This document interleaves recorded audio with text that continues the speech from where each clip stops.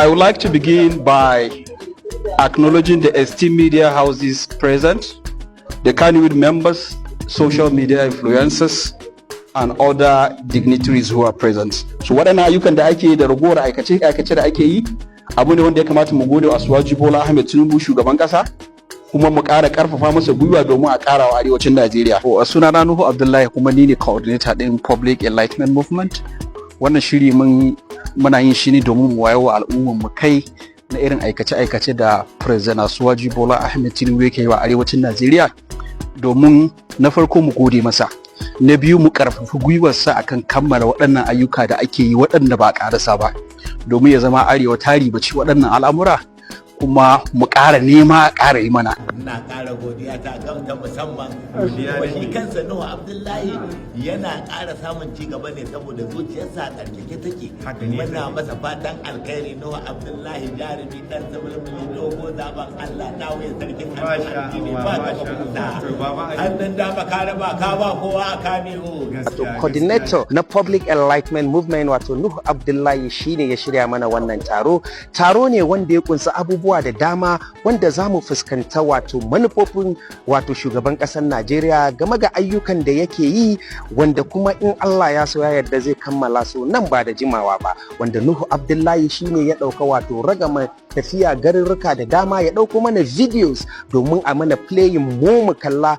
Idan kana son ka san wato manufofin wato shugaban ƙasa Bola Ahmed Tinubu, insha Allah a wannan taro na farko za mu yi phase 1 ne, akwai phase 2, phase 3, akwai ayyuka da dama wanda ake a wasu jiha wanda baka sani ba. We are not gathered here for politics, but for us to reflect on the real and tangible progress recorded under the leadership of President Asuwaji Bola Ahmed Tinubu over the past 2 years in our region, the northern Nigeria. We are gathered here today, or as we witnessed already, because we watched the several video clips of the progress recorded, especially the infrastructural projects that is been taking place or has been taking place in the northern Nigeria, for us to, appreciate what is going on. Idan wannan lokaci muna tare da Bosho me zaka faɗa game ga wannan gwamnati mai albarka ga ayyukan da take yi ma al'ummanta? Mun ga yadda ake yin hanyar jirgin ƙasa tun daga Abuja za ta wuce an ce har zuwa Nijar.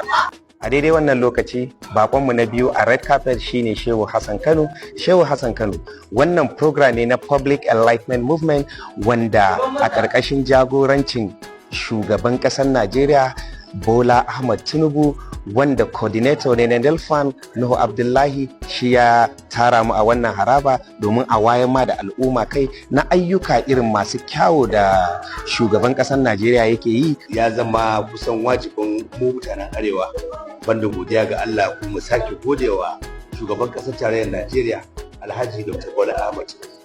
Wato wannan al'amari ne mai ban sha'awa, mai ban mamaki, wanda kuma ake cewa gani ya kori ji. Wannan haka ne. Idan da mutane jita-jita ake yi akan cewa ana kaza ba kaza, to mu wannan tara mun da aka yi a wannan tsari na zaman wato Public Enlightenment Movement mun ga abubuwan da suke tabbatattu.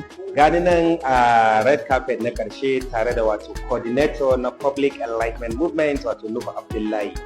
Wannan movement ne na wayo al'umma kai na irin aikace-aikace na shugaban ƙasa Bola Ahmed Tinubu, musamman arewacin Najeriya, domin mu san me gwamnatin take wa arewa, sannan idan tana yi ana yi ko kuma ba a yi, mu je mu yi gani da ido domin mu tabbatar da wannan aikace-aikacen ana yin su, mu ɗauko bidiyo domin mu zo mu nuna wa al'umma cewa ga abin da ake yi.